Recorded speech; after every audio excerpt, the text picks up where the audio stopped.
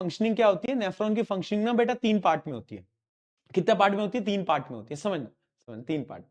3 part कौन कौन से होते हैं?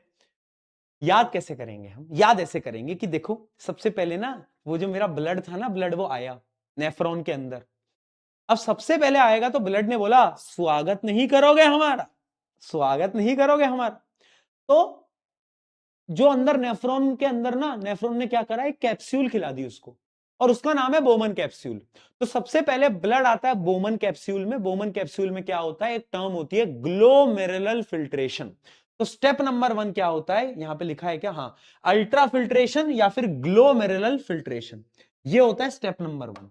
ठीक है, ये होता है फर्स्ट स्टेप। ठीक है, अब ब्लड क्लीन हो गया, सारी इंप्योरिटीज फिल्ट्रेशन में आ गई, तो ब्लड कहता है थैंक यू यार, अच्छा चलता हूं, दुआओं में याद रखना। ब्लड जा रहा था, जा रहा था, 1 मिनट, गद्दारी कर बे। ब्लड पीछे मुड़ के देखा, ब्लड ने बोला 1 मिनट यार, मेरे साथ तो गद्दारी हो गई, इसने तो मेरे ग्लूकोज को भी खींच लिया, इसने तो मेरे पानी को भी खींच लिया, वो पानी तो मुझे चाहिए ना यार। तो ये वापस घूम के आता है, और आता है नेफ्रॉन, नेफ्रॉन के अंदर ही था, तो वापस आता है और बोलता है ओए मेरे को मेरी चीजें वापस कर। तो अच्छा इंसान था नेफ्रॉन, नेफ्रॉन ने बोला ठीक है ले जा वापस।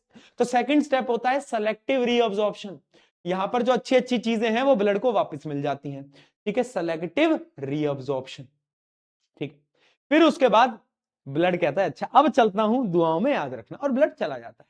अब ये जो इंप्योरिटीज है ना, ये इंप्योरिटीज सारी की सारी एक ट्यूब्यूल के अंदर जाकर चली जाती हैं, और उस प्रोसेस को हम बोलते हैं ट्यूब्यूलर सेक्रीशन। क्या बोलते हैं? Tubular secretion.